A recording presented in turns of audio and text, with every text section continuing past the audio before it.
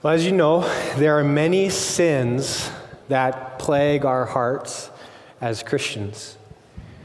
Pride, lust, sloth, anger, all of these sins can truly be found in all of our hearts all the year long. We know this. And yet, certain times of the year seem to pull certain of these sins out more than others. Think about it. Do you struggle more with sloth in the cold, dark days of winter? Does lust perhaps tug at you just a bit more in the heat and excitement of summer? Can you almost breathe in the pride around the self-confident resolutions of the new year? Certain times of year, right, they pull on us just a little bit more in unique ways. Well, if so, what about in this season? Yes, we, the church, are in the season of Advent.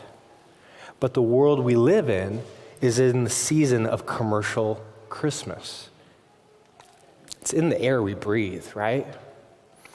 And so is there a certain sin that pulls on us just a bit more in this season? I think there is, and I think it's envy. As you open up the Christmas card you just got in the mail, do you look at it and say, that's it. That's the life I want. Those are the people that I want around me. As you click and scroll on social media, is your heart calling out, that person is holding the gift that I wanted, living in the home that I wanted, flaunting the body and the confidence that I wanted? Envy is wanting something badly, not merely because that something looks good, but because that person has it. It's a desire fueled by this discomforting sense that, wait, if that person has blank and I don't have blank, then that must mean that that person is either more successful or more important or more loved than I am. And that to our sinful hearts simply will not do. So when we want to rest, when we want to feel secure, envy reminds us that we can't. For we right now are in a race. We are in a race with that person, and we're losing. That's the voice of envy. And envy, if left totally unchecked, eventually kills all joy because it can never smile and say, there, now I've got it. Envy can only grit its teeth and say, now that I've got it, what's next? Do you know this envy? Do you right now have certain people, certain things popping into your mind? If so, don't push it away. Just hold on to that thing for one moment. And I want you to consider what that one thing is doing to your heart right now in this season of all seasons. As I said, we are in the season of Advent, a season of waiting. But waiting for what?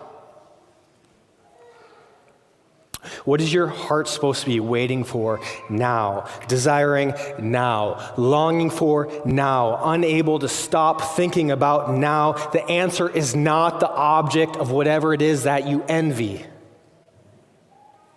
That's not what we're waiting for. That's not what Advent is about. Jesus is whom our hearts most need right now. Jesus is whom our hearts most need to be about right now. But how are they to be if our hearts are already super saturated with our envies? There's no capacity for Christ left. Envy has taken all the room. Envy kills our desire for Jesus. It crushes down our capacity for him. It rips at our Godward focus and seeks to put our focus elsewhere. So what must we do in this season in order to enjoy not less of Christ, but more? we must reject our envies.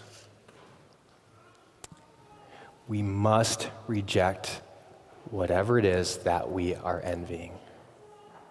The first step toward this is by confessing them to our God.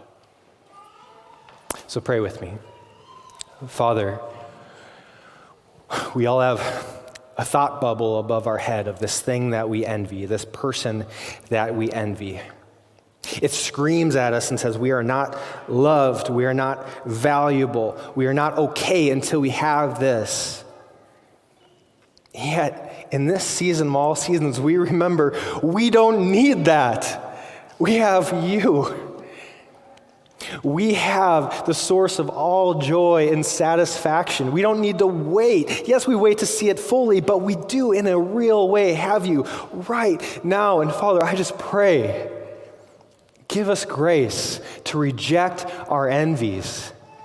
Give us grace to wake up to the beauty and the joy and the love that we have in you. Help us to feel secure in your love. Help us to feel cared for and known by you. Remind us that we are sons of the great King.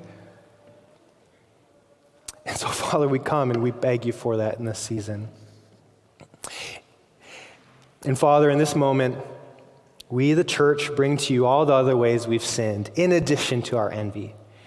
We have sinned this week. We have missed the mark. And we bring all of it to you right now in this time of silent confession.